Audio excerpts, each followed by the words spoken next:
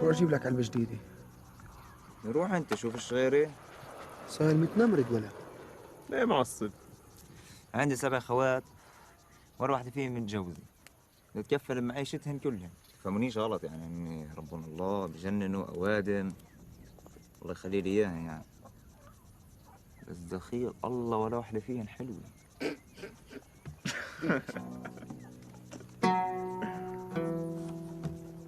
شو يا اخي؟ ليه ولا مرة فلتت منك نكتة؟ انساني منك بعرفش انكد. نكتة واحدة وحياتك. بوعدك مش رح نضحك. يا اخي بعرفش انكد يا زلمة، والله ما بعرف انكد. عشاني وعشان عمر. طيب عشانك. مش عشان عمر. عشانك عشان في واحد زيك راح يشتري باكيت دخان من الدكان، قال له اعطيني باكيت دخان، وهلا الزلمه اعطاه باكيت دخان، طلع عليه هيك بيقرا على الدخان، يضعف التدخين القدره الجنسيه عند الرجال.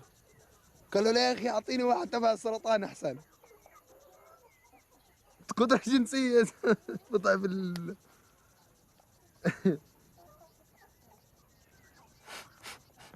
يا ولاد الكلب. فيش إلك قهوة إلا إذا بتعمل براندو.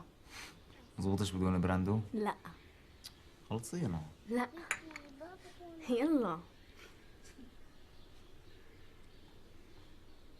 سلام لك ايش؟ شو فاضي؟ ليه؟ شو دايقك؟ طيب خلص خذ. بدك براندو بالفرنساوي؟ لا شكرا. يلا.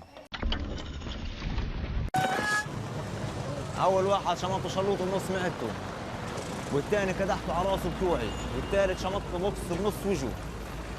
حتى اسنانه عملوا جوع على مفاصل ايدي. بتذكر كانوا كثير غامقين، كنت بتقدر تزرع فيهم بصل. مش مصدق؟ ولكن ان شاء الله خواتي كلهم يكلبوا كرود اذا كنت بكذب له شعري. وين تاخذني بشهر العسل؟ موزمبيق. وليش مش بنجلاديش؟ عندهم اللي مكفيهم من الكوارث، بس بحاجة لواحدة جديدة. كون جدي. بتعرفوا كيف بتصيدوا قرود بافريقيا؟ بزتوا لهم مكعبات سكر، بخليهم يدمنوا عليهن.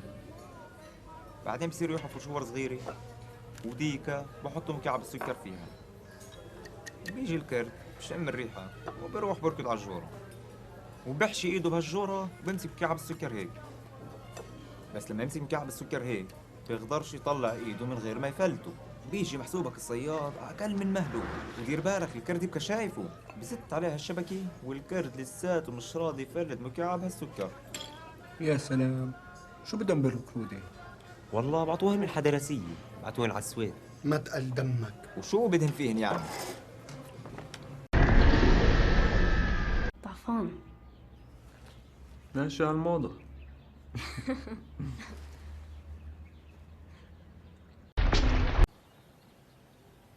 سمعت عن نكتة؟ في 3 شباب راحوا على شيخ، قالوا له شيخنا إذا بنحرر القدس بنفع شرعا نعمل درقم على بنات العدو. قالوا له روح حرر القدس وتعالى اعمل درقم علي. تحبيني؟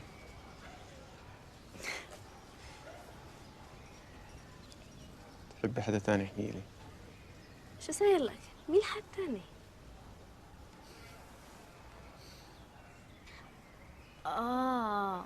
قصدك براد بيت.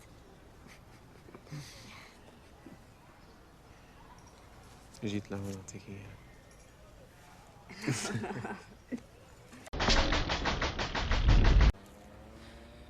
أمي ستي ماتت وهي عمرها 92 سنة. بس عرفنا كانت غلطة دكاترة